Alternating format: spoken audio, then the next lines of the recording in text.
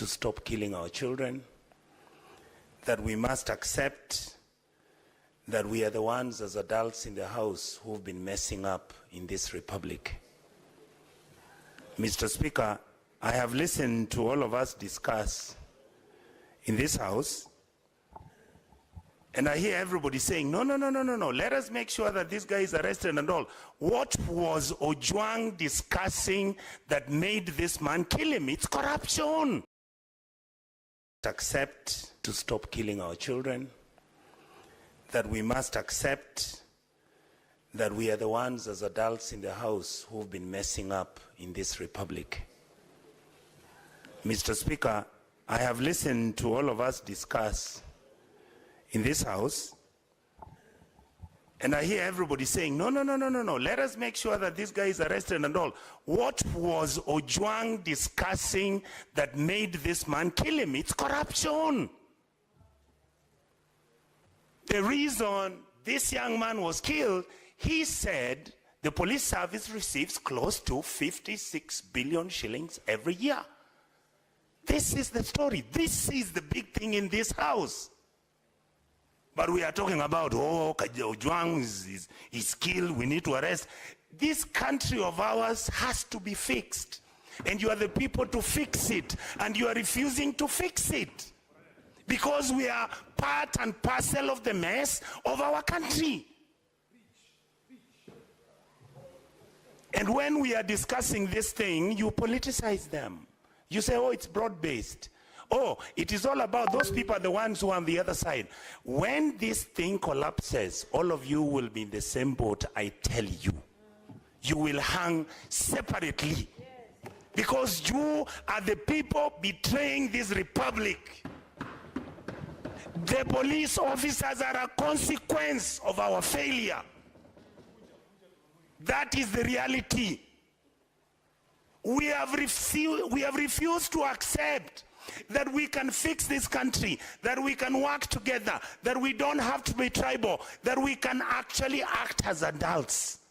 But we behave like children when everybody outside is crying, saying, where are the adults in the house? I beg you people, let us sit and fix our country. What you see happening to Ojwang is a consequence of a failed system. Thank you, Mr. Speaker. Senator Chute. Asante sana Mheshimiwa Speaker. Kwanza nachukua nafasi hii kuombeleza familia, marafiki na watu ya Homa Bay kwa kifo ya Albert Ojwang ambaye alikuwa na miaka 31. Mheshimiwa Speaker, leo ukiendesha gari ukikimbizwa na wakora, mahali utaenda kwanza kukimbilia uokoe maisha yako ni police station. Mheshimiwa Speaker, sasa ukienda police station ya Kenya na utauawa, ukikimbizwa na wezi utaenda wapi? Hauna mahali pa kwenda, kwa sababu mahali unakimbizwa iko kifo, mahali unaenda pia iko kifo. Hiyo ndio maisha tuko nayo leo. Mheshimiwa Speaker, askari iko Kenya ni 1108 askari polisi na askari ya utawala. Mheshimiwa Speaker, mimi nikisimama hapa nikiwakilisha Marsabit, sitaki kulaumu polisi wote. Siku 5 iliyopita mahali inaitwa Loyangalani Electorokana, Marsabit County, watu 4 waliuawa. Napeana pole kwa hiyo familia. Kama polisi wanaitwa QRU, Quick Response Unit, hawajafika huko, saa hizi watu karibu 100 wamekufa. Nataka kupongeza polisi vile walifanya kazi hapo. Mheshimiwa Speaker, miaka ya 1990 leo Governor Orengo alikuja mbele yetu. Yeye alikuwa juu ya Toyota Stout akitafuta constitution mpya. Na kama siku angekufa, hiyo constitution hatungepata. Kwa hivyo ni mzuri serikali ivumilie kelele ya wananchi na Gen Z. Mheshimiwa Speaker, nataka kusema hivi. Kuna watu wanasema kuna broad based government na wanataka kulaumu Rais Mheshimiwa Ruto. Kama wewe uko kwa hiyo serikali, kwa nini unalaumu Ruto? Wewe umeingia kwa serikali, uko ndani, kwa nini unasema Ruto, Ruto, Ruto? Si ufanya kitu hata wewe, kwa sababu umeingia kwa serikali, umepatiwa waziri, umepatiwa pesa, umepatiwa kitu mnataka hizo. Sote mnapata. Usikae huko ndani, halafu unajifanya kama uko nje. Ukiona mambo mabaya, unalaumu serikali. Ukiona mambo mazuri, unasema tuko kwa serikali. Waacha ku double deal. Kaa ndani ama kaa nje. Ukikaa ndani, waacha kulaumu serikali. Wewe fanya kazi hiyo. Unasema rais anafanya Senator Catherine.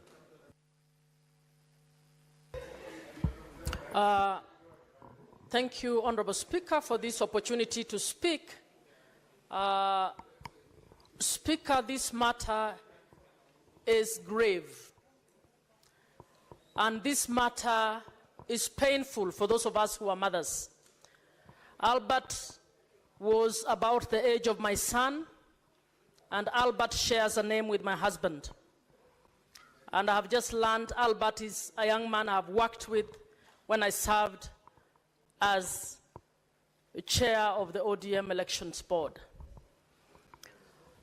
Mr. Speaker, what has happened is serious.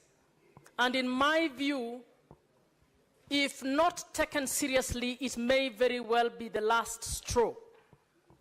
And I think we need to take this seriously. And honorable colleagues, even as we commend, even as we plan, Honorable Speaker, can you ask Omtata and Ojwang to tone their voices? Even as we plan to call the IG, honorable colleagues, I want to ask you, is IG capable of investigating this case? I don't think he's capable of investigating this case. Mr. Speaker, I think the DIG need to do this country a favor. He needs to resign. As the first step of showing respect to the family of Albert Ojwang, the DIG needs to resign. He doesn't even need to go through the process of being fired. Mr. Speaker, secondly, I don't think the IG is capable of investigating this case because it is his number two who was supposed to be a complainant over a freedom of expression issue. I'm asking that we consider this matter being guided as an inquest so that somebody other than the IG or the DIG deals with this matter. And I'm asking colleagues to put their heads together to seriously consider so that we can get justice for this family. And for those of you who are close to the president, please give him this advice. This may very well be the last straw in this country. I think it is sad for this family. No, I'm not threatening anybody. It is sad for this nation, and it is painful. Anybody who is a mother, anybody who is a father feels that this is not acceptable. Senator Metho.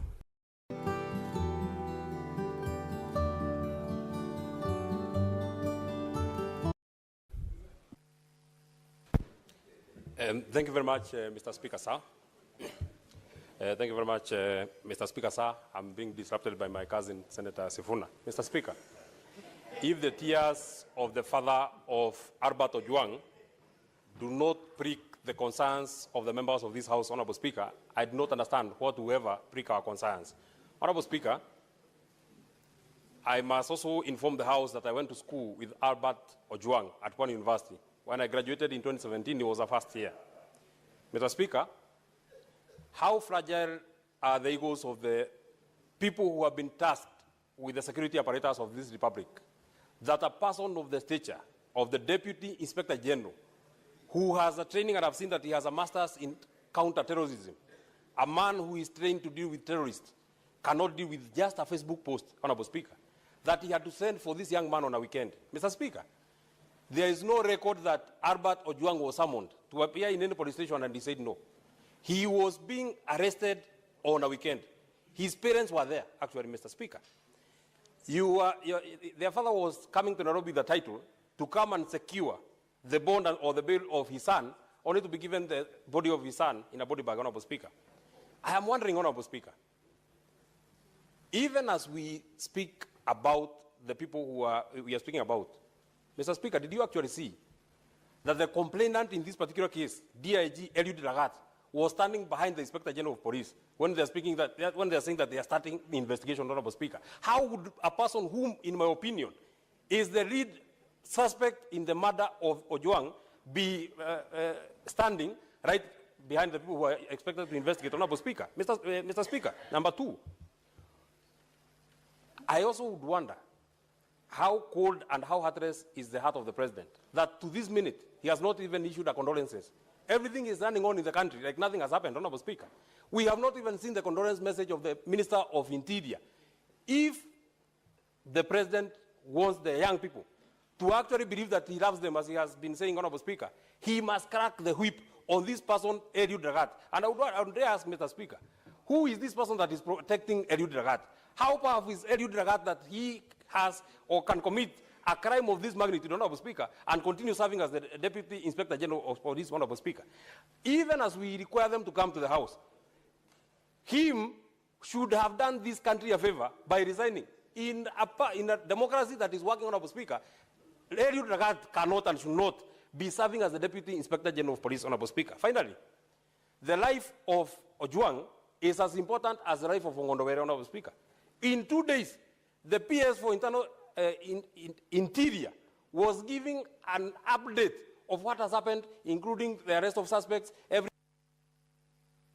Senator Isaboy.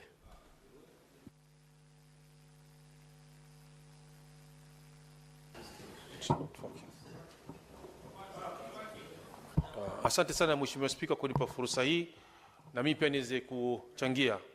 Mheshimiwa Spika, kwanza natoa risala za rambirambi kwa familia ya Albert kwa niaba yangu na watu wa Kwale County kwa kifo chake, kijana mdogo sana mwenye umri ambao takriban miaka 25 na kuendelea. Ni jambo la kusikitisha sana kwa sababu huyu kijana ambaye alikuwa akisomea huko Pwani University akamaliza. Baba yake alikuwa ni mtu wa kufanya kazi katika timbo za mawe kumsomesha mtoto wake na akahitimu akapata kazi na sasa amekuwa mwalimu huko. Lakini kisanga hichi kilipotokea, ulimwengu mzima na nchi nzima ya Kenya imehuzunika kuhusu kijana huyu, kifo chake. Yangu ni kusema tu uchunguzi ufanyike na haki ipatikane kwa familia yake na wale waliohusika sheria ichukuliwe mkononi mwake. Asante sana Mheshimiwa Spika. Senator Veronica. Honorable Speaker, thank you for giving me this opportunity. And I want to also thank Senator Eddie for bringing this very important statement before the floor of this House. Honorable Speaker, I want to believe this is a dream. I have never imagined in my whole life, even as a trained advocate, that an accused person, accused of a misdemeanor, not a felony, not a category of an offense, which is so serious, and there would not be even a justification for any suspect charged with a serious offense to be killed within the precincts of a police station. I want to believe it's a dream that Albert was actually picked by persons who identified themselves as police officers, picked from his home, handed over to the hands of police officers by his parents, and the parents knew they are following him behind to help him and assist him secure a bond so that he can stand trial.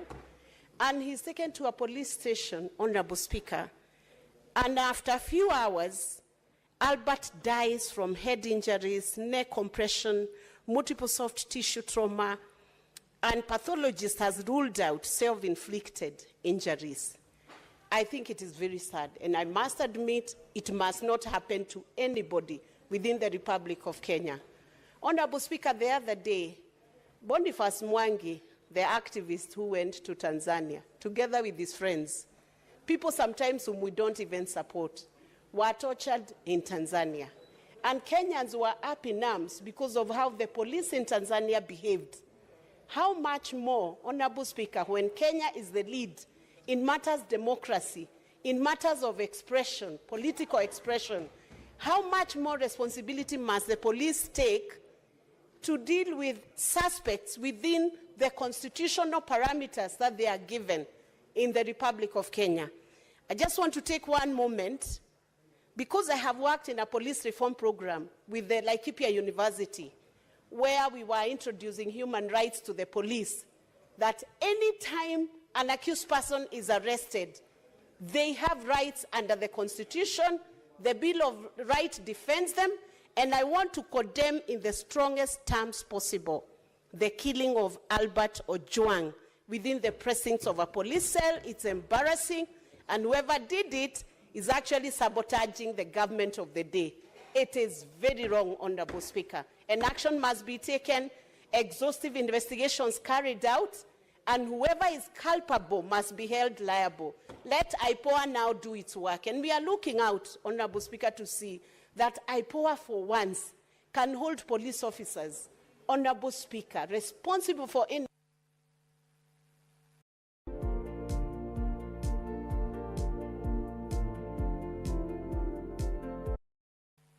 Senator Beatrice Akinyi. Honorable Speaker, a country that kills its young people is a country that kills its future. Honorable Speaker, just the last 1 week, I was here as a proud leader from Homa Bay County. And Honorable Speaker, I shared with this House our happiness from the celebration of Madaraka in Homa Bay County. But this morning, Honorable Speaker, I asked myself, was this the celebration we had in Homa Bay County on the 1st of June, Honorable Speaker? Is this the aftermath of what we've gotten from that celebration? Honorable Speaker, even all the developments we counted and I counted here is not equal to the life of one young man called Albert Omondi. Honorable Speaker, this morning, as I was having breakfast, just a brief breakfast with my son, I saw a young man shed tears over this death, Honorable Speaker. And my son preciously asked me, Mom, why do we as a country make 2 steps ahead and then we make 5 steps going back? Honorable Speaker, I want to ask the President that, Mr. President, who is this who is keen on tarnishing the image of this country? Are you not able to deal with that person? And Honorable Speaker, I've heard a number of politicians make statements since the death of Albert, and a number of them are sorting themselves across the board. I want to tell them, Mr. Speaker, sir, that over this, keep your sentiments away because a life has been lost. Yes. Honorable Speaker, I speak as a parent. Why are we on some of these seats, including any seat anybody has, if we cannot face such challenges? Honorable Speaker, let us allow our young people to grow. If you cannot fathom any challenge, Honorable Speaker, don't go for any seat. But the President must just address this, Honorable Speaker. I think it is by design that after the celebration of Madaraka in Homa Bay, somebody wants us to just shed some darkness in this country. Honorable Speaker, let us move forward. We have been told of a young man who could have committed suicide. This is the only country where we saw a... Senator Karungo Tsangwa. Thank you very much, Mr. Speaker. I'm equally sad, Mr. Speaker, as we discuss this issue of a lost soul. But one Pastor Martin Niemoller from Germany said, Mr. Speaker, first they came for the socialist. I did not say anything because I was not a socialist. Then they came for the trade unionist. I did not say anything because I was not a trade unionist. Then they came for the Jews. I did not say anything because I was not a Jew. Then they came for me, and there was no one to speak for me. Mr. Speaker, as a country and as the Senate, we are all affected. We are all affected, not just as a nation. We are affected as people who have been entrusted to take care of the people, Mr. Speaker. Even the government pathologist who has been going through or conducting postmortems on such cases has even been affected, Mr. Speaker, saying a relative brought on a table for him to check what killed him, Mr. Speaker. I think as a country and as this Senate, we must give an ultimatum, Mr. Speaker, that by 25th June, Mr. Speaker, if this Senate has not done anything, if this Lagat DIG has not resigned, Kenyans should come out on 25th as a Memorial Day to come in large numbers, Mr. Speaker, and deal with whoever, Mr. Speaker, is not doing what it's supposed to do. Because, Mr. Speaker, the police who have been mandated to take care of Kenyans, they are quick to act on some useless issues, Mr. Speaker. Today, as we speak, there is a police officer by the name Samido. Samido, who is a musician, who was granted a leave to go to America. He was supposed to return yesterday, but today there is a warrant of arrest on him for abduction of duty. If the police can issue a warrant of arrest for somebody because of missing work, yet we have a police officer whose name has been dragged on every murder, and Mr. Speaker, they're not doing anything. I think as a country, I think as a Senate, we need to do something, Mr. Speaker. The same police told us a member of parliament has kidnapped himself. The same police told us he kidnapped himself and he slept in a certain hotel. The same police, but we did nothing, Mr. Speaker, because he does not come from our region. Today, the same police are saying the guy, the Albert Ojwang, hit his head on the wall, Mr. Speaker. The same police. At least we can say we're here now discussing issues because we have been all affected by the death of Albert Ojwang, Mr. Speaker. Senator Kavindu.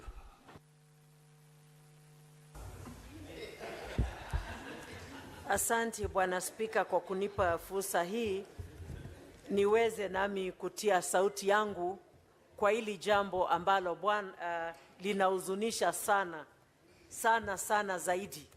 Na kwanza niwape wazazi wa huyu kijana pole zangu. Bwana Spika, kila mzazi utarajia kuzikwa na mtoto wake. Hakuna mzazi hata mmoja utarajia kuzika mtoto. Na hii Bwana Spika inaleta uchungu sana kuona watoto wetu wanauawa kama ndege. Mwaka moja ikifika tarehe 25 mwezi huu, tutakuwa tumefikisha mwaka tukikumbuka jinsi wetu walipouawa. Bwana Spika, nilikuwa kwa hili bunge na nilitoka pale nje tukatembea tukaenda kule Bunge Towers. Bwana Spika, experience ya 3 hours Bunge Towers ilikuwa kama mwaka mzima. Kila nikisikia bunduki nalia tu, nilikuwa nasikia tumbo yangu inatoka, maana mimi ni mama. Na hiyo bunduki ilikuwa inapiga mtoto. Sasa tunaongelea mtoto ambaye ameuawa na watu ambao wanastahili kuwa wanalinda kila mwananchi katika hili taifa. Kama tutauliwa kule, tunastahili kukimbilia usalama. Basi tutapata usalama wapi Kenya hii? Ni kuonyesha taifa letu limeanguka kabisa. Na mimi naita president wa hili taifa, Bwana William Samuel Ruto, tafadhali simama kama president. Na sasa hivi kama si jana uongee kuhusu huyu kijana. na wale ambao wamesababisha watendewe kile wanastahili kutendewa, kwa sababu hatutanyamaza watoto wetu wakiendelea kuuawa. Sasa wakikufa wote, tutabakia na nini kama taifa? Vijana ndio wenye nguvu, ndio wanaweza kuendelesha taifa. Tukizidi kuwaua, ni wapi tutapata wengine wa kuendelesha taifa hili? Mimi nasema hivi, kama mtu yeyote amefanya makosa, kuna koti, apelekwe kotini ahukumiwe. Kama ni kufungwa, afungwe. Kama hakuna hatia, aachiliwe. Lakini kuuawa, hii jambo ninakashifu kabisa, kwa sababu hakuna haki ya mtu kupoteza uhai wake bila sababu yoyote. Na ni mtoto peke yake ya wazazi wake. Hawa wazazi labda hata umri wao hawaruhusu tena kuwa na mtoto. Watapata mtoto wapi? Hata kama watalipa fidhia, hiyo fidhia watalipwa hailinganishwi na huyo mtoto. Na tunaomba haki itendeke hata kwa jinsi walipokufa kwenye taifa hili. Senator A.C. Okenyuri. Work today is broken. We're all working in too many disconnected apps, and it's killing team productivity. But for the first time, there's a platform that fixes it by combining everything you need. Asante sana Bwana Spika kwa kunipa nafasi hii. Kwanza ningependa kutoa pole zangu kwa familia ya marehemu Albert Ojwang. Ni kisa ambacho kimenisikitisha mno Bwana Spika. Bwana Spika, sisi kama vijana tumeondoka nyumbani kwenye umaskini kuja mijini ili kujitafutia.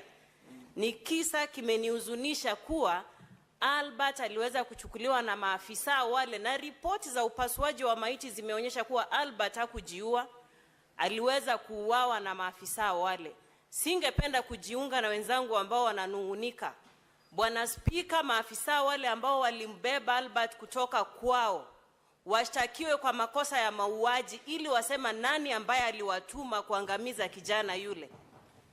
Ni jambo ambalo linasikitisha Bwana Spika, kwa sababu kama vijana wa taifa watatendewa unyama kama ule, sisi viongozi tunabaki hapa tukinungunika Bwana Spika. Hii si hali ya kawaida Bwana Spika, na mauaji ya wanablog yamekithiri. Sisi kama viongozi tumezoea kuwekewa makosa kwenye mitandao pale, lakini hatujawa wa hasira kiwango cha kutaka kuwaua wale ambao wanatutusi pale kwenye mitandao. Kwa sababu tuko kwenye nafasi za uongozi, mambo kama yale yakitokea, sio sisi kuchukua hatua kama zile.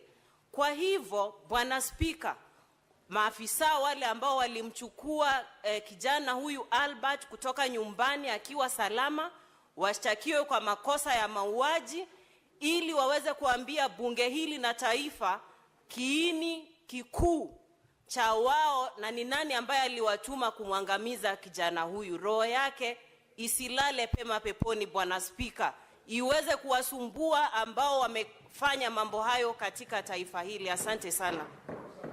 Senator Omtata. Mr. Speaker, sir, to begin with, I just want to read Article 238 of the Constitution, Clause 1.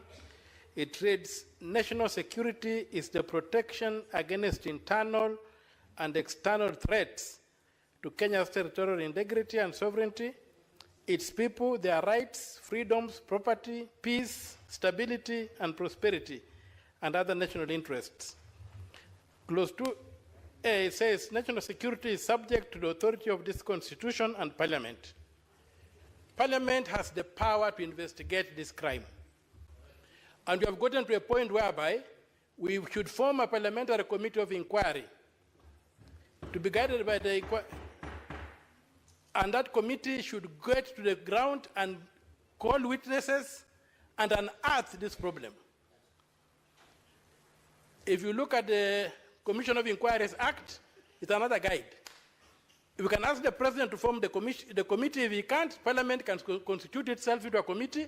When J.M. Kariuki died, Parliament constituted a committee of inquiry, and there's a tradition in this House that we have been able to inquire matters like this. So given the weight of this matter, my submission is that Parliament should investigate this matter. The police have nothing to investigate. Yes, please. Senator Omtata, would you wish to be informed by the Senator for Migori? Yes. You may proceed, Senator Eddy. Mr. Speaker, my brother, Senator Omtata, has called for the formation of,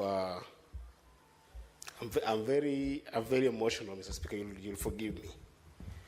He has called for a commission of inquiry on the death of a young man when it is a matter of public understanding that there is somebody who has been alleged to have reported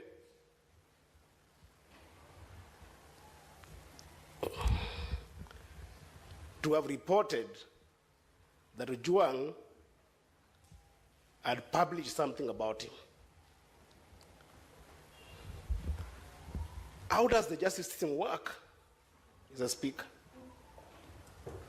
How does it work? Senator, can it be... Senator Eddy, what is this information that you'd wish to share to aid Senator Omtata's contribution? What I want to share with Senator Omtata is there is a serious person who works in the police rank who had an issue with this young man, and there's nothing to inquire about him. At the very least, let the young people in Kenya see that at least this person is behind bars, or at least has written a statement for which can form a basis for any kind of inquiry. There is nothing to inquire about a DIG who had an issue with this young person, Mr. Speaker. What is there to inquire? Senator, and is the one who sent for him, Mr. Speaker. What is there to inquire? Senator Eddy, I've given you some latitude because we wanted to know, to understand the information you wanted to volunteer. Nevertheless, Senator Omtata, if that is helpful, you may proceed. Well, it is helpful to the extent that you have not seen the tweet. Personally, I have not seen the tweet that has been referred to or the insulting statement that is alleged.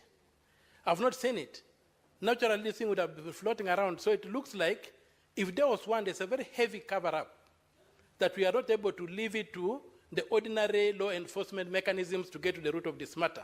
That's why I would like people like Senator Sifuna here, Senator Mandago, and people, and the bull of Nandi, Senator Cherargei, to sit on this issue and try to bring closure to this. We had Gen Zs killed in this country. It's close to a year today. No stone has been turned. And if it has been turned, what was seen under that stone has not been told to us. That's what I'm saying, as the ultimate house. And that's why I read this constitution, 258 clause 2A. National security is our business. And national security includes the lives of Kenyans. A life of a Kenyan has been lost. Many lives have been lost. Nobody has been held accountable. That's why I'm saying that in this particular matter, we form a body, a committee of inquiry the way it was done when J.M. Kariuki died, and the way it was done recently when this lady was killed by the British soldiers. And we unearth the evidence we can get and force law enforcement to act. If we leave it to law enforcement, we are going to complain, daylight, sunset, and the things will go cold. Let this house take charge and get to the bottom of this matter, turn whatever stone there is to be turned, look under that stone, and tell the world what they see. That's what we need.